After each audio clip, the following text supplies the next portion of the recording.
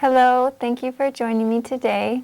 This is the Traditional Chinese Medicine Show. My name is Christina Capothanasis. Today's show is called Yin Yang Concept. I'm a licensed acupuncturist here in the state of Hawaii, and I am board certified under the National Certification Commission for Acupuncture and Oriental Medicine. I am also the executive director of the Hawaii Oriental Medicine and Acupuncture Association.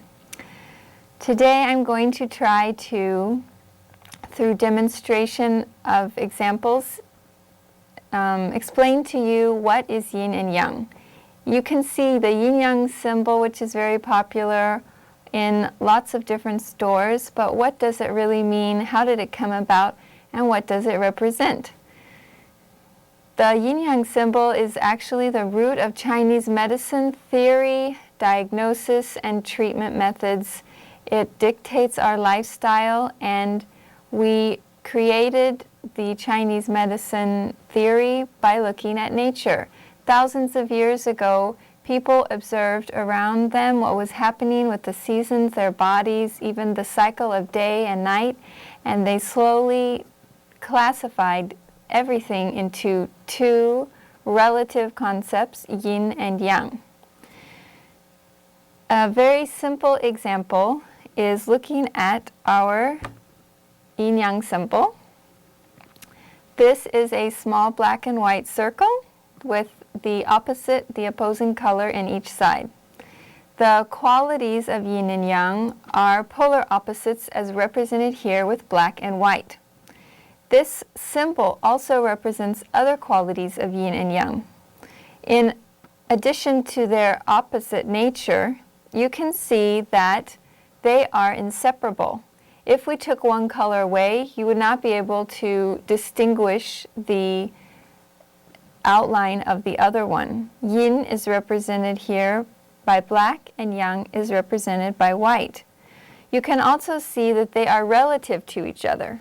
So if you look at this tail end of the white of the yang, here the yang is much less as opposed to the other side where the black part is much larger. And when it comes to the middle, they are balanced, and at the bottom, the yin is very little as opposed to the yang, which is too much or more. We can also see that they are constantly changing, whereas at the bottom, it has a lot of white or a lot of yang, and then it slowly gets less and less and less, where the yin or the black takes over, and it's a majority of the top part of the circle, and then it also gets less and less. This is telling us that we are constantly in change, and this balance that we're looking for is not a static balance, but it is an ever-changing, slightly ever-changing, but close to balance. Also, we can see the white dot here in the black side of the circle and the black dot in the white side of the circle. This is helping to understand that yin is rooted in each other. Yin is rooted in yang, and yang is rooted in yin. So if we come back to the tip where it tails off and turns into another color, it helps us to know that not only are they inseparable, but they can turn into each other. So how this small white turning less, and then all of a sudden it changes into full yin. They are inseparable, they are changing into each other, and the quantities of them are always changing. So these are some of the qualities that can be represented by the yin-yang symbol. If we look around in our life, we can see those opposing qualities everywhere. The heat is more yang, cold is more yin, male is more yang, female is more yin. Inside the body for our Chinese medicine is more yin, and outside is more yang. Top and bottom, we can look at different foods and herbs. So Chinese medicine is permeated with the concept of yin and yang. In my previous episodes, when I tried to describe yin and yang in terms of diagnostics, I used the nightscape The nighttime cooling qualities, calm, being yin, representing yin, and the daytime, day at the beach with lots of noise and activity and warmth and movement, being yang. Now these are polar opposites which can also be relative to each other. So if we look at another slide, we can see that there are 4 parts of the day. I've divided it and have pictures to demonstrate. In the dead of the night at midnight, this is yin zhi yin. This is yin within yin. It is the most yin that we can get in the day. This is the most quiet and the cool part, calming part in Chinese medicine, the height of the moisture and the fluids in the body when we need to repair. When you come to sunrise in the beginning of the day, we say yin zong zi yang. So the yang is just starting to come out of the yin, and the activity for the day, the roosters start crowing, and the warmth and the activity is starting to come up, the yang, and the yin, the nighttime qualities, the darkness is starting to melt away. At full noon, when everybody is out and about and talking and eating and working, this is yang zong zi yang. This is the yang of all yang, the hottest, warmest, most active part of the day. And then when we go down to dusk, we can see yang zong zhi yin. So this is when, like the black dot in the white side of the yin-yang circle is coming, we can see that the yin is rooted in the yang, and it is slowly coming and showing its nature again. That will go into another cycle of darkness and nighttime of yin. If we look at the seasons, if we take it from an expanded view from the seasons from the day to the seasons, we can also see the same nature. This picture in the lower right-hand corner is a winter tree. If you can see that clearly, it has no leaves on it and is completely dormant. This is the yin of all yin. This is when everything has gone into for hibernation, is the coolest, coldest part of the year, and more silent and peaceful compared to summer. People are more indoors. The metabolism slows, we cool down. Maybe not so much in Hawaii where we don't have obvious 4 seasons, but this picture is very easy to show the different 4 seasons and how that pertains to yin and yang. If we come over here to the next picture, this is the springtime. This is when the yang is just starting to emerge from the yin. We see the flowers blooming and the leaves turning green and growing new growth for crops and flowers. Everything is coming back to life again, and the cold is slowly melting away. This picture of full foliage, the green tree with all of its full-blown leaves and flowers would be the yang zong zi yang, the full yang, the middle of summer, an Indian summer, which when it's as hot as it is and everybody is out enjoying nature and different activities. And then when we see the orange, where the leaves are changing, we can see this is where the yin is starting to emerge through the yang again. So we can see that these are just a couple examples, but we can see how people over thousands of years in China came up with the concept of yin and yang by looking at their environment and seeing how the seasons change, how the days change, and how their bodies change with different foods, herbs, and acupuncture points, emotions, and everything in their lifestyle. When we come to the body and acupuncture, we differentiate according to the top half of the body, which is more yang, the lower half of the body, which is more yin. If you can think of a person with high blood pressure, this is a more excess of yang, and the heat rises, they may have bloodshot eyes, headaches, and more red face or sometimes temper, not necessarily. So this would be a more yang condition, or different kinds of skin conditions sometimes only appear on the upper side of the body, where skin conditions are more yang in nature. Whereas if we think of the bottom half of the body, older people that have swelling in the lower limbs, if they are having serious organ failure and the water metabolism is not working as well, we know that the swelling usually settles in their feet, ankles, or lower limbs. So this is an idea of how the yin is more affecting the bottom part of the body. We also can look at yin and yang in terms of front and back. So front is more yin. If you can think of curling over and nurturing, this is more of inside and front. And you can think of if you're bent over and working in the farms, the sun was beating more on your back, and this is more yang. If we look at the meridians specifically, then we can see that the meridians are also distributed according to yin and yang. Again, all relative to each other. So if you can see on this man that's positioned from the side, these meridians in blue lines on the inside of his arm and forearm here, those are the yin meridians, because those are on the yin inside of the body, closer to the inside. And on his other arm here on the outside would be yang meridians.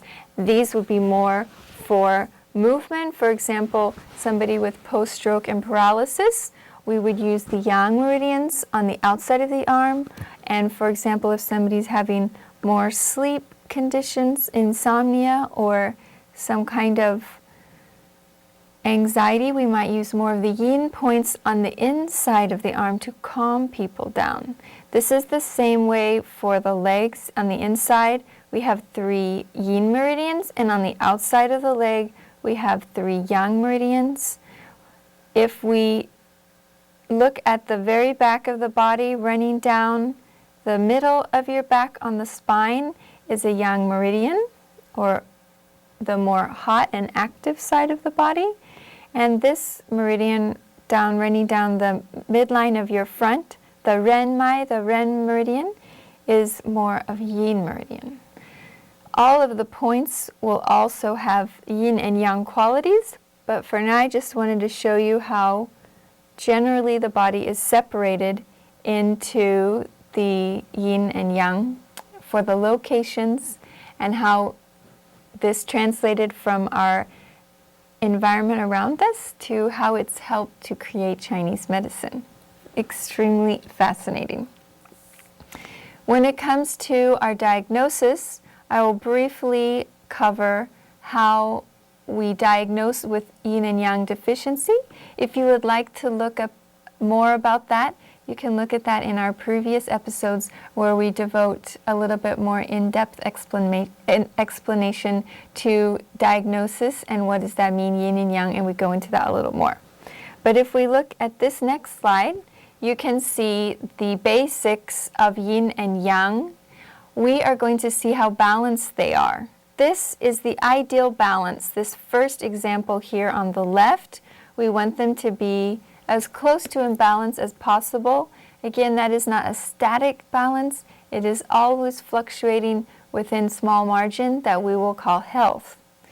If the yang, or the heat in the body, is too much, then we will have certain symptoms like the high blood pressure.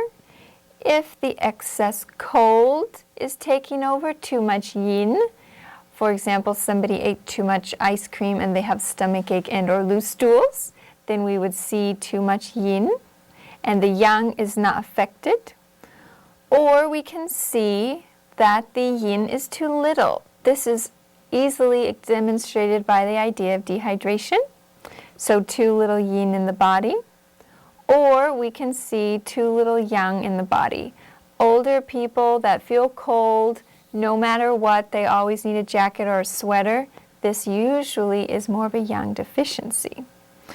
And we will go through people's symptoms from head to toe to find out what category they fall into, and then we delve a little bit further into making a concrete diagnosis for them, which will dictate their herbal and or acupuncture treatment plan.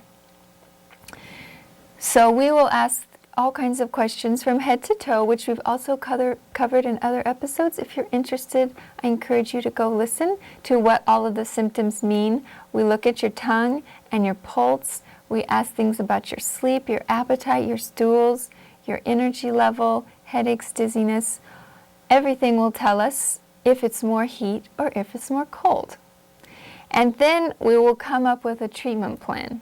What I want to share with you today is how we would incorporate lifestyle changes into our treatment plan, which you may be able to start today, and understand a little bit about why we start those lifestyle changes at the same time with the herbs and acupuncture. Because they are working together, they work synergistically. If we do the lifestyle changes along with the herbs and acupuncture, we get amazing results as compared to trying them either or. Separately, they just don't work nearly as well. So we go next to a slide that I created for the foods. I don't know if you can see this clearly, but I'll talk you through it. This is a diagram showing the foods in order from the most yin or cold in the body to the most yang or hot in the body. Now, if you feel cold, this is where it's a little bit complicated, because you would say, oh, I feel cold, therefore I do not want to eat fruit because it is cooling. That isn't exactly how Chinese medicine works. So I just want to take a moment here to separate that out. Many people get confused. If we said more in terms of Western medicine about an inflammatory diet and an anti-inflammatory diet, that usually clears up the confusion. We want everybody to be cool and nourished and hydrated in a positive way, and we want everybody's warmth and energy to be strong in a positive way. But we do not want foods that cause inflammation and damage the body. That is a bad kind of heat. And we don't want foods like sugary ice cream that create a bad kind of cold and dampness, which actually will lead to inflammation. So this idea, we just try to clear that up before we go back and look at the slide for the foods. We try to eat here in the middle. If we eat here in the middle, this is optimal health, and we eat as little as we can of the ones towards the far ends. So sugars and refined sugars. When we eat lots of things at the other end of the spectrum, spicy food like chili pepper, wasabi, anything that really makes your mouth on fire, these kind of foods, or even lots of, this says fish and meat, the yellow one. If you eat lots of lamb and beef and heavy warm foods, even chicken and turkey are warm and fish is more neutral. The closer you eat to the end of this spectrum, the more hot you are going to be, and you're going to crave things at the other end of the spectrum, the sugars and the fruits. Most people go right for sugary things, drinks and ice cream and pastries and things like this. If we eliminate these spicy foods and cut down on our meat, especially more hot meat like lamb and or beef and chicken, which I told you is warm, then we focus as much as we can on vegetables. Green vegetables and starchy vegetables being the base or the root of our diet, then these cravings just automatically die down.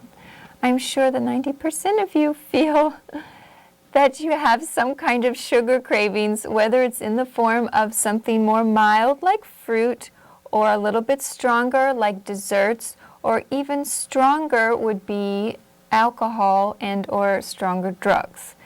Those are all going to make you crave more of this. We also have to think about other factors for grains, beans, and nuts versus protein. Everybody is a little bit different, and we usually work with people one-on-one to see which direction they should take. This slide should maybe separate from vegetables into grains and beans and nuts up here and protein down here. In any case, we try to eliminate as much of the extremes as possible and focus on as much vegetables as we possibly can to get us as near to the center and quit the cravings. If you get to the extremes of spicy, like we said in the beginning slide with the yin-yang symbol, at an extreme they can transpose into the other. So spicy being very young, you can feel the heat in your mouth, but then after you have a lot of spicy, you might sweat. And so when you start sweating, then you will turn from the intense heat to actually cool. This is one example of yin turning into yang and yang turning into yin.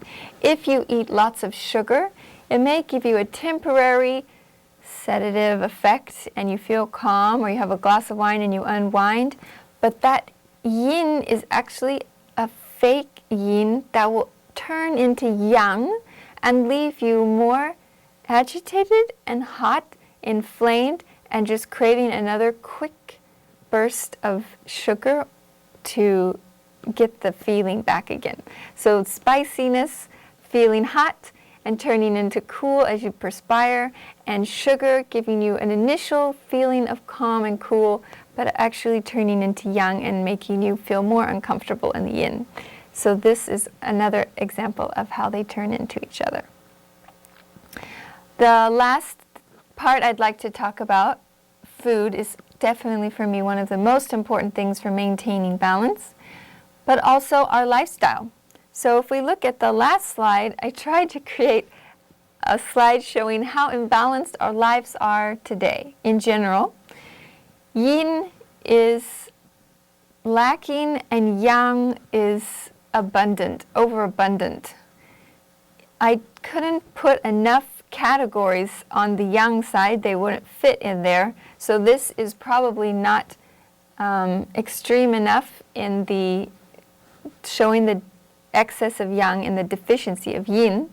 But some of the things in life that are yang are the inflammatory foods that we eat. Also, different kinds of medications that we take can create heat and inflammation in the body and or side effects.